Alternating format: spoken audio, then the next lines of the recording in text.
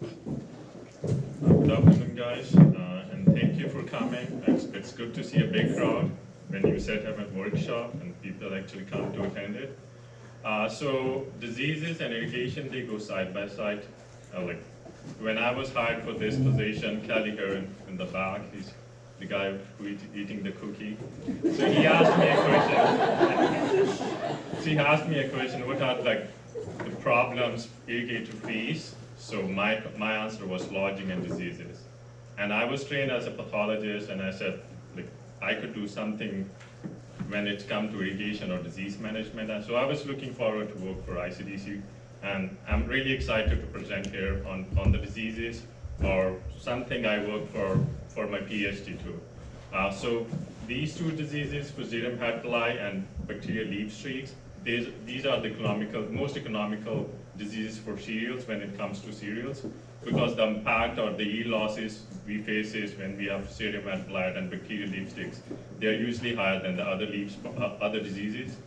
Usually cereals, they get a lot of diseases. There are like foliar diseases, number of leaf spots, which would account to a lot of yield losses. But with the fusarium head blight, it's not just the disease, the mycotoxin it produces. So you won't be able to sell your greens or your commodity if the mycotoxin levels are higher than the permissible level. So I will start with my presentation. So the first part is fusarium head blight, and then we will move to the bacterial leaf streak. Fusarium head blight, as I mentioned, I get to work on this disease for 5 years for my PhD. I looked at different control strategies. I worked on the pathogen side. What kind of population do we have in Canada, or especially in Saskatchewan? Which fungicides work on fusarium head blight and which fungicides don't? So that was like a nutshell of my PhD thesis. So for today, I will be just focusing on the fungicide management or timing of fungicide and management of fusarium head blight. So for this, I've co-supervised my co-authored my supervisor, Dr. Randy Kuchar. So all this work was done at UFS in collaboration with Randy Kuchar. So why fusarium head blight is a concern, as it's like as I mentioned, there are many other diseases, but why especially fusarium head blight is a concern in Saskatchewan or in Western Canada or all the areas where we grow cereals. The first thing is like when it comes to fusarium head blight, the amount of resistance level we have in our cultivar is really low. If you search through, I was looking at the 2023 seed guide, and if you go through the wheat and durum varieties which are available in the seed guide, for spring wheat, the highest disease rating of fusarium head blight or resistance that's available up in the market is the varieties are MR, which are moderately resistant. Just to break down for more moderately resistant, so the resistance is the highest where you won't see any disease, or there would be like a limited disease. MR are lower than resistant varieties. There would be a disease, but the yield losses would be less, and then there would be intermediate, which comes between moderately resistant and susceptible. So intermediate, there would be a lot of disease and there would be yield losses, but we can't do anything, but that's all we have available. But when it comes to durum, all the varieties which are available or which were in the seed guide, they were either intermediate, and there's just one new variety, AC Shredder, which is the only variety which was marked as MR variety, and it was released 2 years back. So when it comes to resistant hosts, we don't have much of resistance available for fusarium head blight. So that's why it's a big concern when it comes to all the cereal production or diseases, especially for cereals. The second thing I have on the slide is reduced tillage. As for all diseases, debris, they survive on the debris, and that's where the primary inoculum will reside. It would overwinter on the crop debris, and that's how the disease was initiated. And with the no tillage, there's a lot of debris or a lot of residue around, so it's there, it's just waiting for the right temperature or the right weather condition to trigger the disease. And then with the crop rotation, I know I don't have to talk about this. If you drive around in Saskatchewan, all you see is wheat and canola and wheat and canola. our crop rotation, ideally they should be over 3 or 4 years, 3 to 4 years of crop rotation, but it has narrowed down to just 2 or 3 crops. So that's the problem with us. And again, as I mentioned, it's there, it's just waiting for the right weather conditions. Just for an example, the biggest epidemic we had for fusarium head blight was in 2016. We had the pathogen, all the varieties, they were susceptible, the weather conditions, it was favorable. And durum, I still have an article from Western producer, most of the farmers, they were not able to sell their durum. And all was salvageable, or they had to feed it to the animals, or just went into the feed. So that's the problem. If the weather conditions they are favorable, you would see a lot of fusarium head blight. It's not a new disease, but I just want to mention here how it looks like. So up here in this photo, these are the typical symptoms for fusarium head blight. You would start seeing the bleaching of the spikelets. It usually starts from the middle of the spike, and then it tends to move upward and downward. So these are the usual symptoms. It will start from a single spike, and over time, if the weather is conducive, the whole of the spikelet, it would be bleached, and you can see that white hat standing alone in a green field of wheat. So those are the typical fusarium head blight symptoms. As most of the fungal pathogens, it loves warm temperature, 15 to 30 degrees ideal for all the fungal pathogen, and it's the same case with fusarium head blight, 15 to 30 degrees, and if it's moist, if there is ample moisture for the fusarium spores to germinate, and the condition, the crop stage is anthesis. So anthesis means when the spikes or when the wheat would start flowering, when you actually see the anthers coming out of the spikelet. If the weather at that stage it's cloudy, you have moisture, you would see a lot of fusarium head blight. And if you have a fusarium head blight, so in this bleached spikelets, if you see the symptoms, the spikelets or the spikelets would have shriveled grains.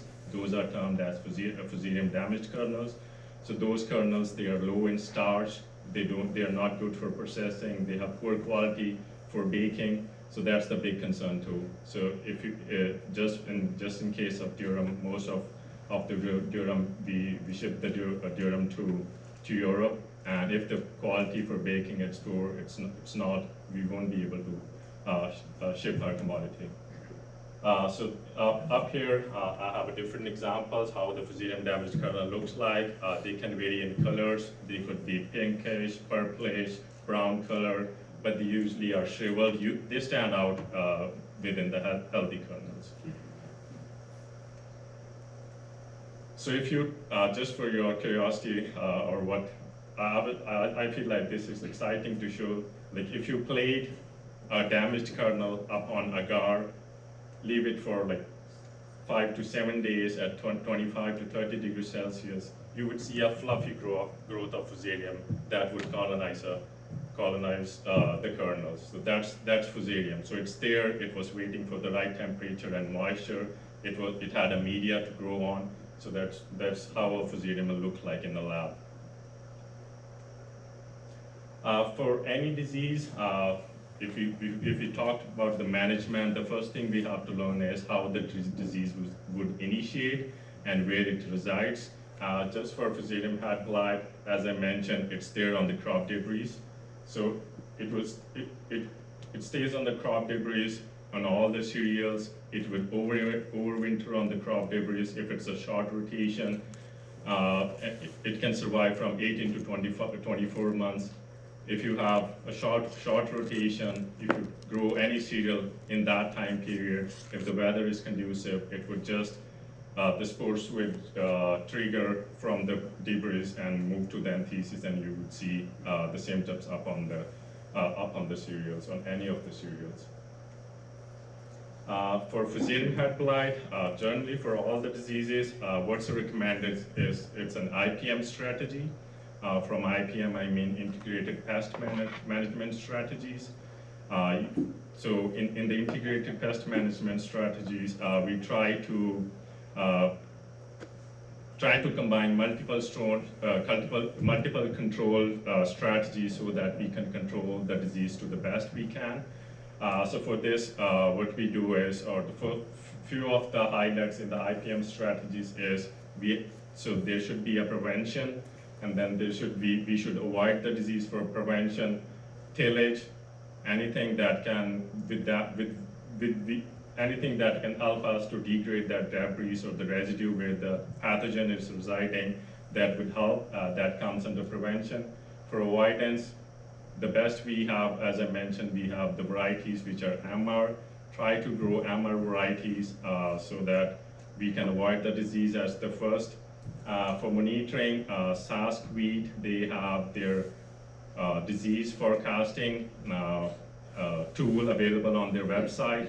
They do a weekly forecast of fusarium head blight upon the moisture conditions and weather conditions up in an area.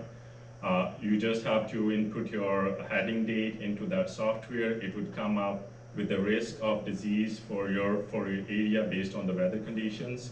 So those things are available which can help us to know, are we in a high risk situation or a low risk situation.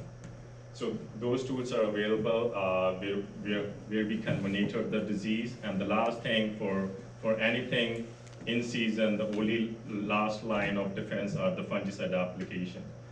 If you know your history, if you saw a disease in your last rotation, that means it's still there. If the weather are conducive, so try to be on top of that. If the weather is conducive at the antithesis, so the only option left for the disease control would be the fungicide application.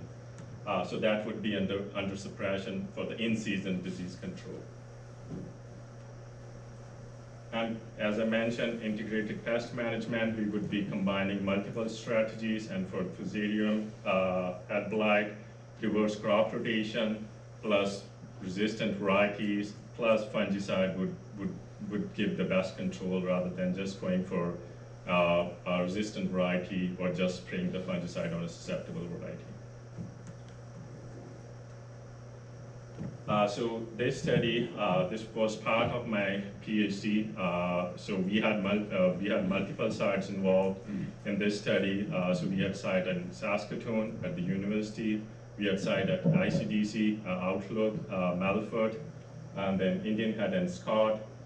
So the only idea in here was to look at which fungicide timing would help in managing the disease best.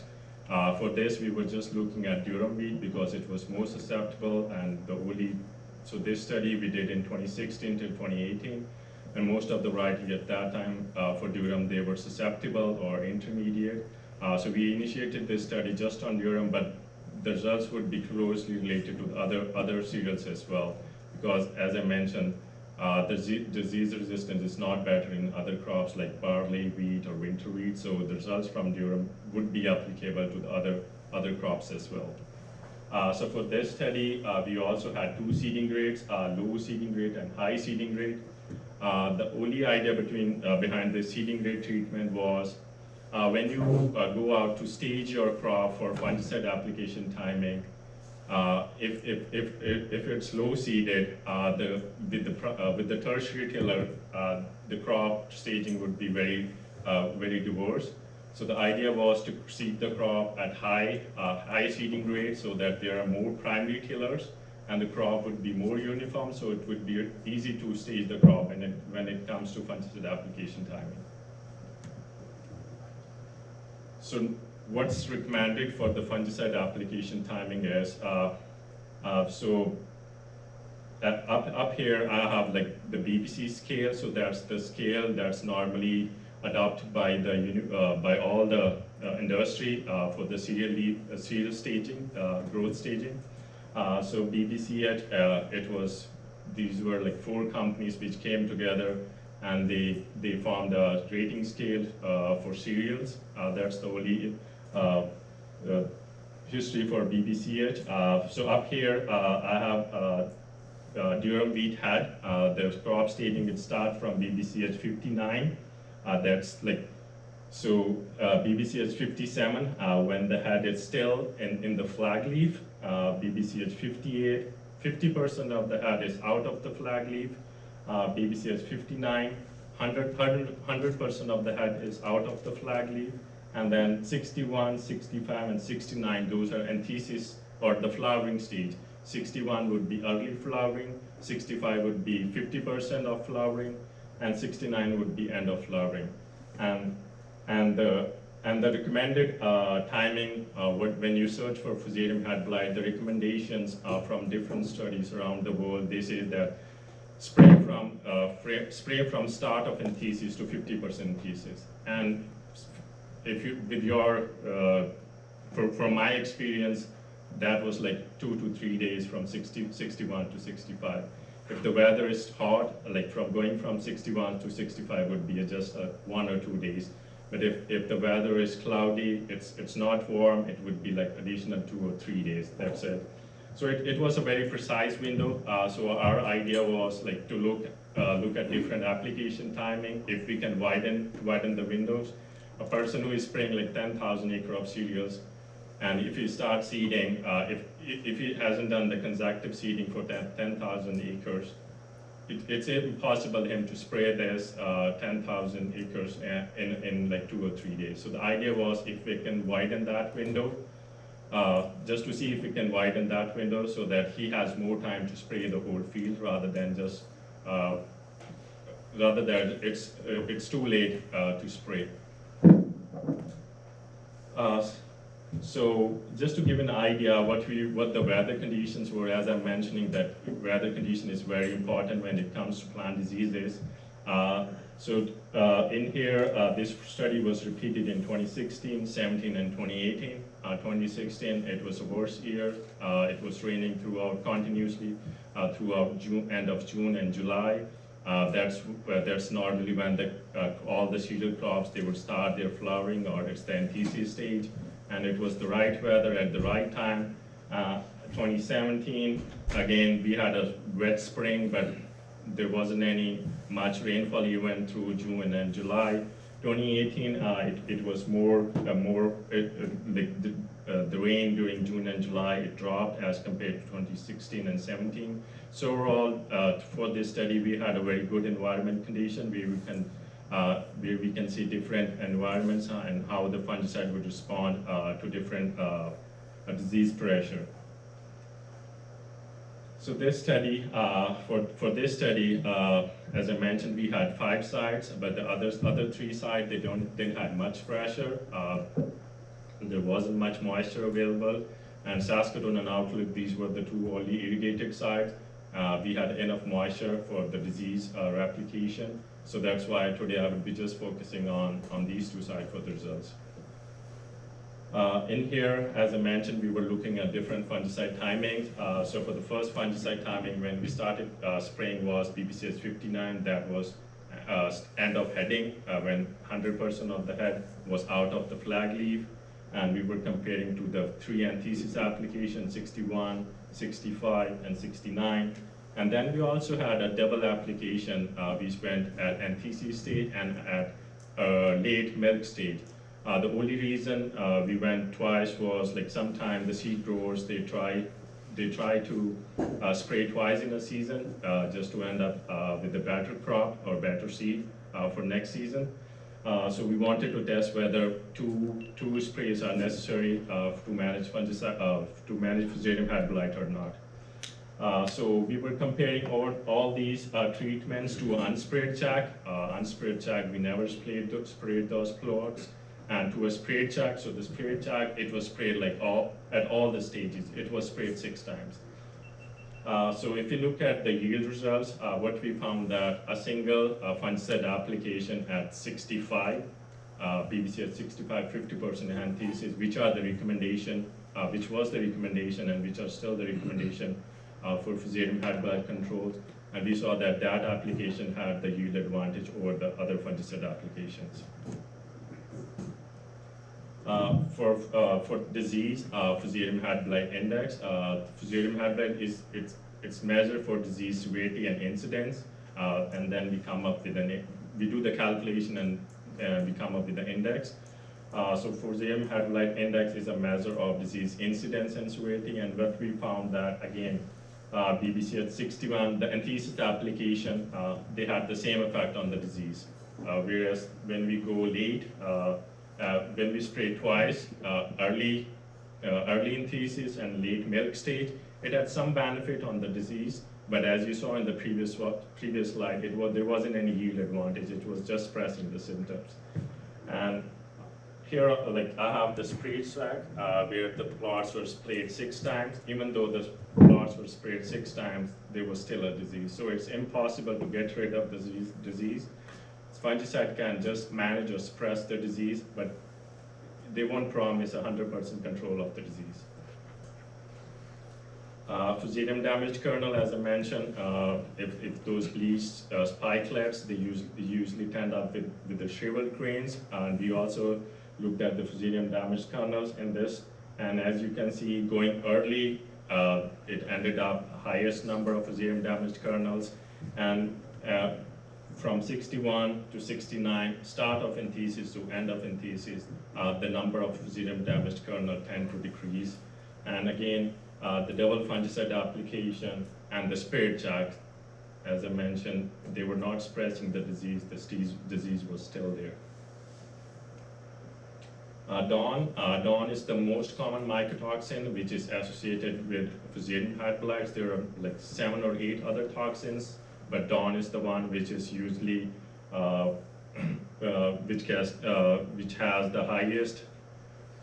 When it comes to fusarium head blight, DON is the only one which is usually looked at. The other toxins, they are usually not of that much importance as DON. So we just looked at the DON for this study, and what we found that 61, all the anthesis application, that was a window of like 4 to 5 days. It had better control over the DON, and again, the double application was as comparable to the single application of single anthesis applications. So what we learned from this study was that under high FHB pressures, like in 2016, when we had a lot of rainfall and it was raining an anthesis application, we found that considering an extended fungicide application till BBC at 69 can also help in suppressing the disease and managing the toxins. Even though the yield advantage wasn't as high as the 50% anthesis application, but when we know that for sure there will be disease, even going 1 or 2 days later than 50% anthesis can also help in managing the toxins and fusarium damaged kernels. And the dual fungicide application, its results were as good as the single fungicide application at the 61 to 69, BBC 61 to 69 crop stage. So that's all I had for fusarium head blight. So now I will start with the bacterial leaf streak.